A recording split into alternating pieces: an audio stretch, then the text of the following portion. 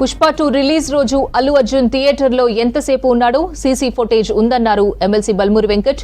Press మీట్లో చేసిన comments ను అల్లు అర్జున్ వెనక్కి తీసుకోవాలని డిమాండ్ చేశారు. రేవతి చనిపోయిన మరుసటి రోజు అల్లు అర్జున్ తన ఇంటి దగ్గర టపాసులు కాల్చారని ఆరోపించారు బల్మూరి. అల్లు అర్జున్ ఆత్మ పరిశీలన చేసుకోవాలన్నారు. వించిన తర్వాత మీరు ప్రెస్ మీట్ పెడతారని అంటే పశ్చాత్తాపంతో ప్రెస్ మీట్ పెడుతున్నారని చెప్పి నేను అనుకున్నా. ఎందుకంటే సంధ్యా థియేటర్ సంఘటన జరిగిన తర్వాత ఆ సంఘటన మీ దృష్టికి వచ్చిన తర్వాత కూడా మీరు ఈ రకంగా మూవీ ఎప్పటివరకు చూసిర్రు, ఎప్పటివరకే క్లాప్స్ కొట్టిర్రు, వెళ్ళేటప్పుడు మీరు అభివాదం తెలుపుకుంటూ వెళ్ళినరా లేదా మీరు ర్యాలీగా వెళ్ళినరా, చాలా క్లియర్గా ఫుటేజెస్ కనబడుతున్నాయి.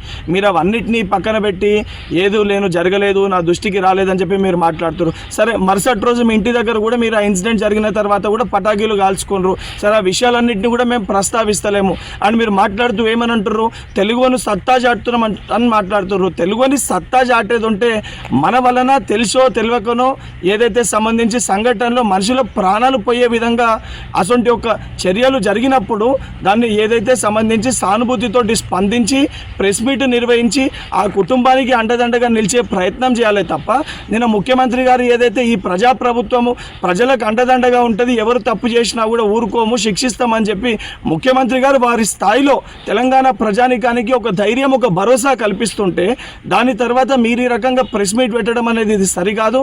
ఇప్పటికన్నా మీరు మాట్లాడిన మాటలపైన మీరు ఆత్మవిమర్శ చేసుకొని మీరు మాట్లాడిన మాటల్ని వెనుకకి తీసుకోవాలని చెప్పి డిమాండ్ చేస్తున్నా.